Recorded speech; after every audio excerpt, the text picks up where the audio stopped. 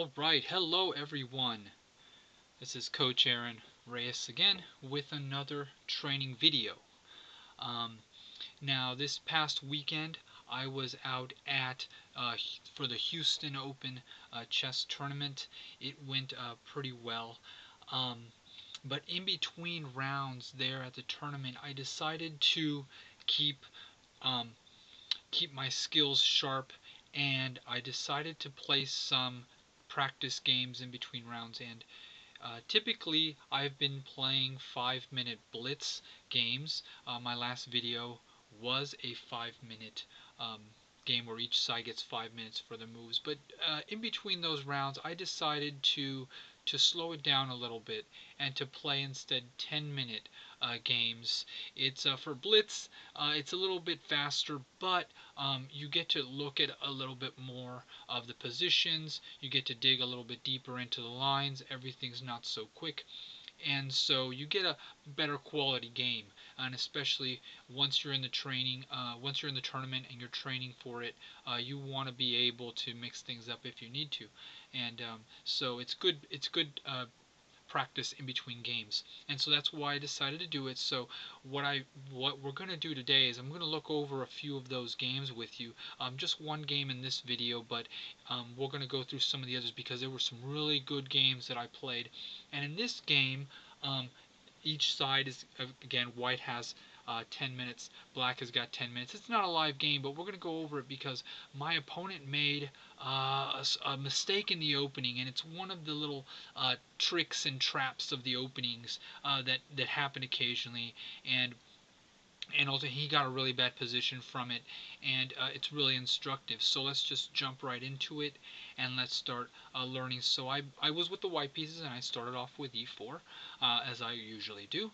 My opponent counters e5, and I continue with knight f3, putting pressure on the center pawn, and my opponent replies knight to c6, which is a good way of defending the pawn, the best way in my opinion, but there's several other ways as well.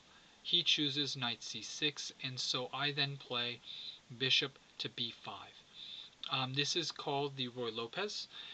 It is a really strong opening for white, and it's also the most popular way, or it used to be the most popular way for white against e4, e5, and it's still a really solid opening.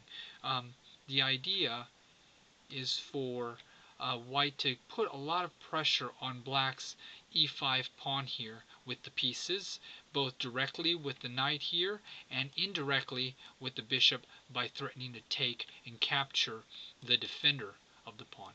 So this is a lot of the game is going to revolve around the pressure on this e5 square. And so black naturally goes on ahead and plays the key move here, a6, putting the question to the bishop. This is what we call it. Put the question to the bishop. Or is the bishop going to go on ahead and exchange? Or is the bishop going to do something else? Or is white going to, how is white going to keep up the pressure on e5? I decide to retreat the bishop here. I'm sorry. Decide to retreat the bishop here, which is a natural move. And now black has a couple of different paths here to take. Black can typically, what the black side does is that we begin to develop on the king's side with this plan, knight f6, bishop e7, and castle. This is the general plan for black, and then at some point, if the pressure builds on the e5 pawn, we can just bring this pawn forward and defend the pawn. This is the general plan for the black side in these lines, but my opponent tries something else. He tries something a little bit different.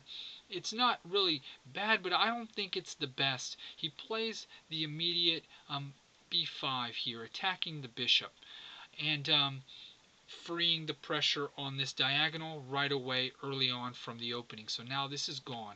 The bishop's going to have to redirect to another diagonal. This is not really the best because, again, the idea for black is to go on ahead, is to play on the king's side.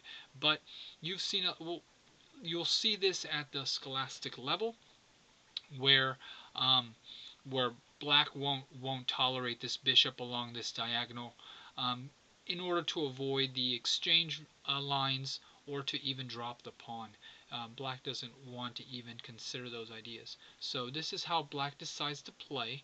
But it's no problem. I just back off the bishop here, and now the bishop redirects to this diagonal, putting pressure on the f7 square. Maybe later could get an attack. And my opponent plays d6, just protecting the pawn here, trying to get the bishop out. And I continue with c3. Pawn to c3. Now I'm preparing to play d4 next and continue with my general plan of putting pressure on this center pawn. Black now plays knight f6 here. And let's pause and take a minute here at this position. White has a pawn here now that's under attack, the e4 pawn, and it's another one of the reasons why the general strategy for black is to play on the king side, to play this knight f6 move, is in order to get counterplay into the center of white's position. And so by delaying a move, unfortunately he's created for himself a little bit of a problem. If you want to pause the video and try to guess how white would play here, you can go on ahead and do that. And what would you play here as white? There's a little bit of tricky chess going on here because of the way the black setup is doing here. Or if you want to just sit and learn, that's also good. I'm going to continue with the explanation here. White for here doesn't really have to worry about this pawn right away, as with most of the Ruy Lopez lines where knight plays to f6 right away in the opening. I just simply castle my king here and leave the pawn hanging because there's a nasty trick here. And this is what black falls for. Black falls for the trick here, and the idea is that black cannot take this e4 pawn because there is a tactic. But he takes the pawn anyway. Either he didn't know the tactic or he just overlooked it. Maybe he knew about it but didn't think it worked in this case. But it does. And the reason this pawn cannot be taken is because of white's next move. And again, you can always feel free to pause the video and see if you can try to guess it. But chances are is if you guessed the castling move, you made the castling move because you saw this move here. And the move for white is bishop to b5. And with the dangerous fork here on the knight and the fork on the other knight on c6, and also the X-ray attack on the rook on a8, and also there's this this check here on this knight here on c6. So there's just action all over the place. And why is that? Because all of white's squares here are completely weakened. All the white squares here are weak. And so this bishop on b5, after being kicked out of b5, improves to a much better square. And so just look at all these weak squares. This bishop is super powerful now. Black's going to lose material. He's losing material no matter what. And he has to hold on to this somehow. So let me go back really fast.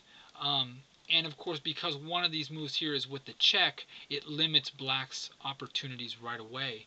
And of course, this knight is in pre, so it's not defended.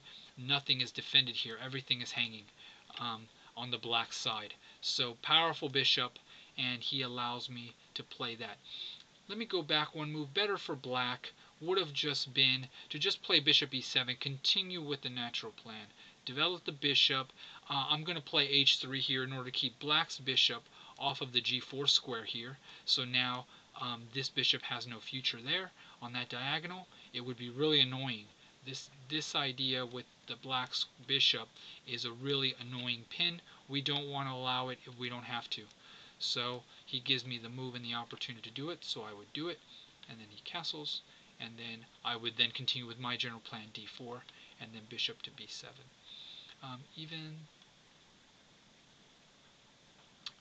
Let's go back to the game. So bishop to d5, and here black sees the situation, realizes that he makes a mistake, and unfortunately he makes the situation worse. Typically, when you find yourself in the opponent plays a tactic on you, the best thing to do is just not to panic, and take some time to look at the position objectively and try to figure out a way to save your position. Here, black plays the complicating move, knight takes f2. He looks at, he's counterattacking on my queen here and forcing the white kingside pawn structure to be destroyed in the same time.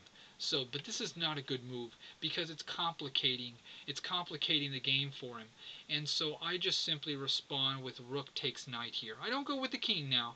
Don't go with the king here because your king is just getting in the way. The whole point why that was a bad move for black is because white recaptures with the rook. And this is what makes the idea bad, even though you're saying, well, coach, black is getting 2 pawns for the knight instead of just 1 pawn for the knight. Let me go back. Here, if the bishop captures, black would be down. But again, by taking the pawn here and going for the material, you're giving white a strategical advantage. And you're going to see how I take advantage of this new action now of the rook and the bishop on f7 here. This is what you don't want to do, especially if you're down a material. You're down a piece for a few pawns. You don't want to give white counterplay. Much, much better for black here, or better for black, would have just been, instead of the knight f2 line, better is just to play bishop to d7, because the bigger threat on black's position, the biggest weakness here is this knight on c6 because of the check that I said that I mentioned earlier. So bishop to b7 blocks all that, protects the rook, and now if white delays, there's going to be black's going to be back in the game.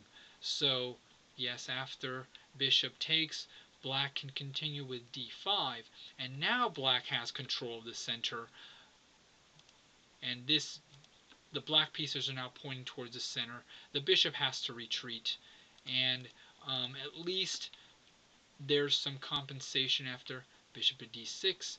Black has a strong position.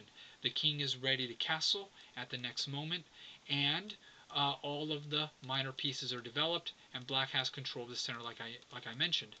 So this is a much better position for black to try to hold, and white still has to finish developing the rest of the pieces, and we still have to get our pawn into the center as well. So a little bit of compensation for the piece. It gives black better chances. He's still down now. Don't get me wrong. Black is still down. Black is not winning at all. Black does not have an equal position, but it's better than what happened in the game. And so if you make a mistake, the best thing to do is just don't make it worse. And here black made it worse. After here, I take the rook here. But you know what? Even here I had a better move, which the engine found after I analyzed it afterwards that I missed. It was just take here with the bishop on c6 with the check. Bishop would now play to block the check. Bishop takes on d7. The rook is now defended. Notice if I go here for the rook, I'm just grubbing material, and now the queen would be on the diagonal. And we may or may not want that later in the game, to have such an active queen. So take the bishop with check, the queen recaptures, and only then do I recapture with the knight. And now white is not only ahead in material, we are up, I believe now, 2 pieces for 2 pawns, so we're even up more in material, and again we have a huge advantage. After d4 we get this in, the rest of the pieces will activate on the white side here or there, depending on what happens in the center for the knight, and then the rook will come in. So white gets a much, much better position because I already have the material advantage, so I would have gained more advantage, and then black has less pieces on the board to resist. So even for me, when I see a good move, I should look for a better one, but this one seems pretty good for me at the time, and it's still good, it's still winning, but much better would have been bishop takes c6 check. Okay, let's move on. So after rook takes, black develops and defends with the bishop on b7. And here, I want to increase the attack. I know I'm winning here.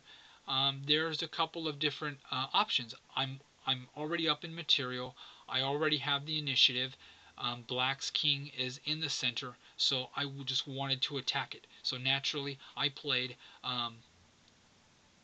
knight to g5 here. I give back the decisive advantage, unfortunately here, but I'm still winning. There were much better moves, and here I'm going to go back to it afterwards, because I want to continue with this idea. You might say, well, coach, you just put your knight in pre, and that's exactly what happens. But I got a little bit of an attack. I got a little bit of an attack because I have this d4 move now with tempo on the queen. So now there's the discovery attack on the queen. I got my pawn in the center, which is now threatening to wreak havoc here, because the black king is in the center, so we want to open up the lines. And so that was the strategy that I was pursuing. This is what I saw, and what I wanted to do is open up in the center and start getting my heavy pieces out, especially queen here. So now he plays queen h4, which was, he had to get it out of the way. He couldn't. He could have dropped back, but I understand naturally. Black wants to be able to counterattack against the king here, the white king. So I played queen f3. Now I have this battery along this diagonal, along with the bishop, and I also have the battery along this file with the queen and rook. And so when I analyzed, I felt this was completely winning. So black has some problems, and here black made another mistake. Black made the last mistake. Whoever loses a chess game, remember, is not the person who made the first mistake, but whoever makes the last mistake. And black retreats the queen here. Very natural move. You want to block and defend at the same time. Black wanted to block this action of the battery, and also wants to defend the f7 square against this bishop here. Unfortunately, there are tactics, and so here I would ask you pause the video, see if you can figure out the tactics here, because white has a few options, and so try to see if you can guess it. What would you play here as white to continue the game and punish black for all these inaccuracies? How would you play? Okay, if you found the move, very good. Congratulations. You're learning, and you're learning how to attack, more importantly. Going back to what I said earlier, this knight on c6 was very weak. We had the double attack with the queen here, and so since one of our attacks was stopped by the black queen, we'll just then go the other way. So here I played bishop to c6, capturing that knight, and here with check, and here my opponent resigned. He resigned, which means that he surrendered. Doesn't want to play anymore because now he is completely lost. Absolutely lost. And let's just see what would have happened if black had decided to continue here. After bishop to c6, let's say he captures. It's the most natural move. You take a piece, I take a piece. I recapture with my queen here, check on the king, and also you notice that there's a double attack with check. Whoops. She's not a knight. The double attack with check here, and the queen now falls. The black queen now falls. King e7 to protect the queen. Now rook takes queen, king takes, and then queen takes rook. And the black side has been completely obliterated here. This bishop is pinned. It's not getting out. If not, we'll lose another rook to the queen. And so black just saw this and realized, I don't want to continue. There's no need to go this far. So that was a 13-move game, and it ended pretty fast. Here after bishop takes c6 with check. The black king gets the black queen is in the line of fire here with the tactics. So yeah, black couldn't hold this position. It was too difficult. Let's go back one move to this queen f6 move. So let's see if black could have improved really fast. And it turns out black is just down so much material here, just material-wise and also positionally, because there's just so much going on. Let's say black tries to counterattack this queen here with the pawn, and just advancing it, going for the glory. Queen would just recapture on f7 with check. King moves over, only move. And now I would just simply develop the bishop here, because the idea here for black and the whole point of this was to hope for a trick, and usually that's what happens at this point. Let's say if bishop takes here, let's just say white just makes a random move. Let's say white doesn't understand what's going on. White plays a3. He rests on his laurels and says, okay, I don't know, I'm winning, this is great, I'm just going to ignore you. Black might continue, let's see, black continues this way, attacking the rook. And again, if white is oblivious to what's going on, let's say pushes the rook forward here, then the queen would have a checkmate this way. Sorry, a check and a checkmate this way. And so black just gets counterplay. Black just gets some counterplay here if white's not careful. If the rook was off the file here, somehow gets off the protection of the f1 square, then we would have a checkmate. So let me just try to do that here. So e3, and let's say the black rook moves this way. Oops. Let's just say the black rook moves this way, and then the queen would come here for a checkmate. And I'm sorry, check. The queen would have to come back, and you're just getting counterplay here, so the queen would have to deflect also.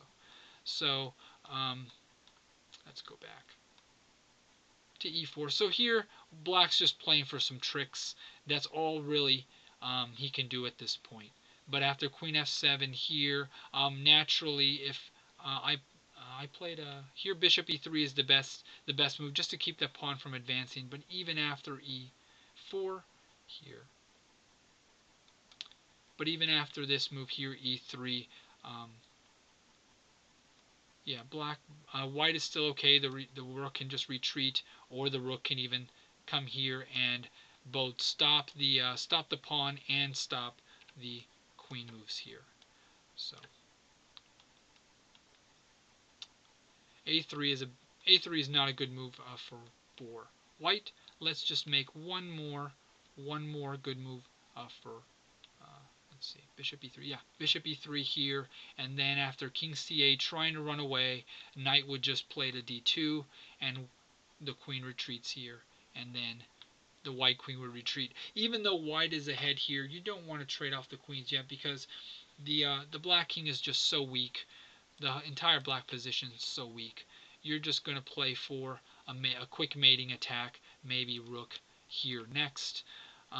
There's no need to exchange the queens at this point. So in this position, white is completely winning, and the next stage of the game would be to go ahead and launch a decisive attack on the weakened black king. So for that reason, my opponent, after bishop takes here, just resigns. So let's go all the way back, and just to review the moves again, after this move here, I just castled. In many of the Roy Lopez lines that we're going to look at, this pawn it can't be captured really without either getting the pawn back, giving the pawn back, that is the e5 pawn back at some variations, or you're going to give white a positional advantage, or you're going to give white the long-term strategical advantage with the open lines and the active pieces. So after the mistake here, bishop to b5, this is the trick that you have to remember, this bishop fork here on these two knights after the b5 pawn moves. Typically what black does is black waits until there's no play on these two knights before we play b5. If you play b5 early, the bishop has always this idea to go to b5 to go d5 later on in the game if black allows him to. So just one of the tricks that you should be aware of in the Ruy Lopez, in the closed Ruy Lopez. Open Ruy Lopez, not so much, but definitely in the closed Ruy Lopez. Um, and then again, another idea, don't make it worse for yourself. Don't go down more material. Do not activate your opponent's pieces if you can help it. So that's it for now. This was a quick game, but a very big lesson to take away in your games. So hopefully I'll be able to get some more content out. I played a lot of great games at this tournament, a lot of great practice games, and hopefully I can just get those up online for you as soon as possible so that we can continue learning even after chess class is over. So thank you so much, and we'll see you next time. Bye bye.